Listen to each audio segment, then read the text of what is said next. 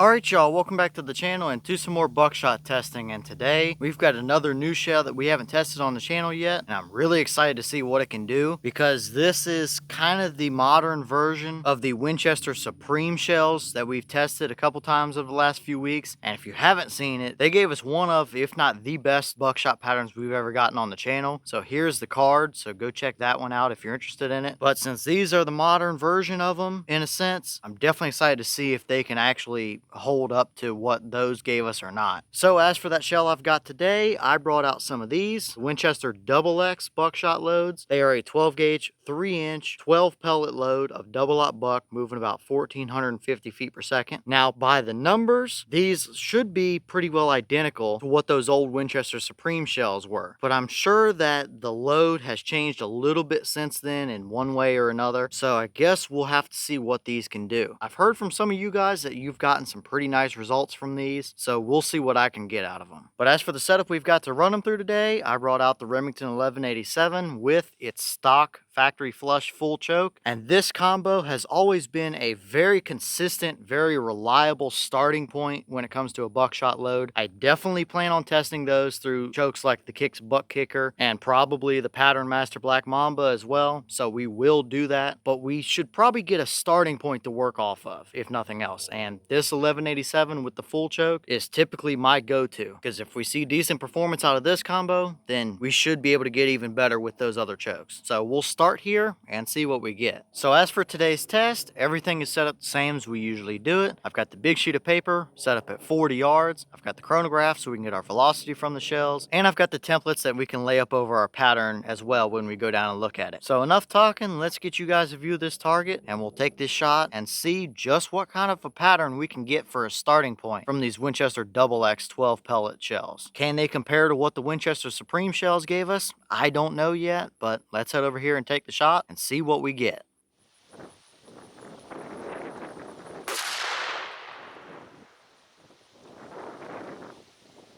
Alright, so that shell gave us 1248 through the chrono. The boss claim is 1450, so we're 200 feet per second under that claim. And I can tell you right now, those Double X shells are not loaded anywhere nearly as hot as those old Supreme shells were. So yeah, I think that's pretty realistic for how they felt and how they sounded. But still, 1248 for a loaded double aught buck is plenty good enough to get the job done. So what kind of a pattern did they actually give us down there at 40 yards? Let's go check it out and see what we got.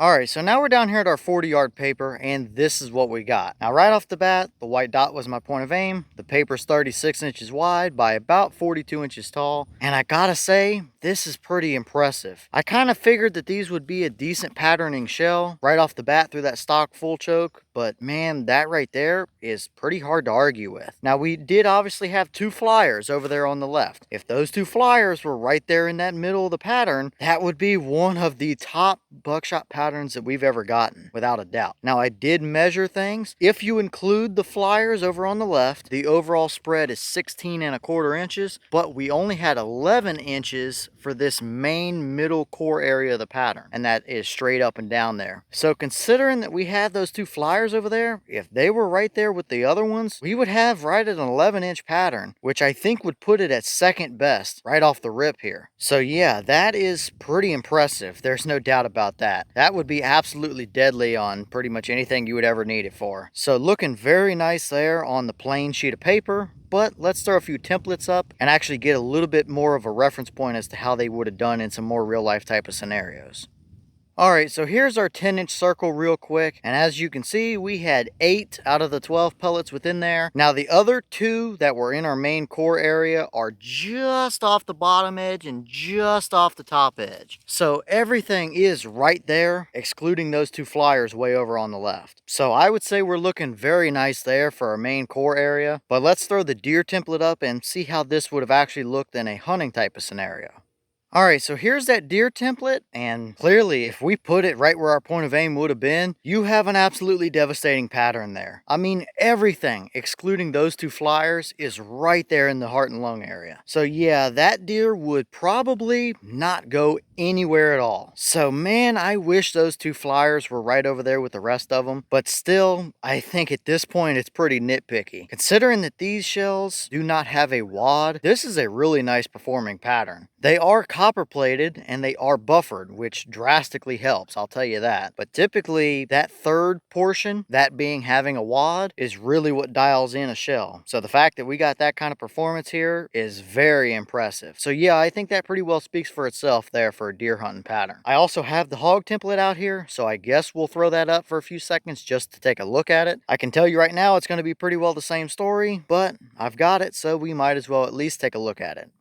Alright, and here's that hog template, and it's pretty well the exact same story. Clearly, would be absolutely devastating on a hog, and I mean, with that kind of a pattern, you could even predator hunt with these out to 40 and 50 yards. That's going to hold together for you, and would not feel very good on a coyote or something, I can tell you that right now. So yeah, I expected to see some decent starting point results for these shells with that 1187 and stock full choke, but after seeing this, I really think we might have a top contender here. That with either the Kicks buck kicker choke or potentially that Pattern Master Black Mamba 690, we might legitimately have the best buckshot patterning shell that we've tested on the channel. We're just going to have to run it through those couple other chokes and see what we get out of it. Either way, this is already super impressive and is way more than usable on a deer hunt or a hog hunt or anything like that. That's going to be absolutely devastating. So I don't think we can really argue with that. That is a very, very nice starting point for these shells.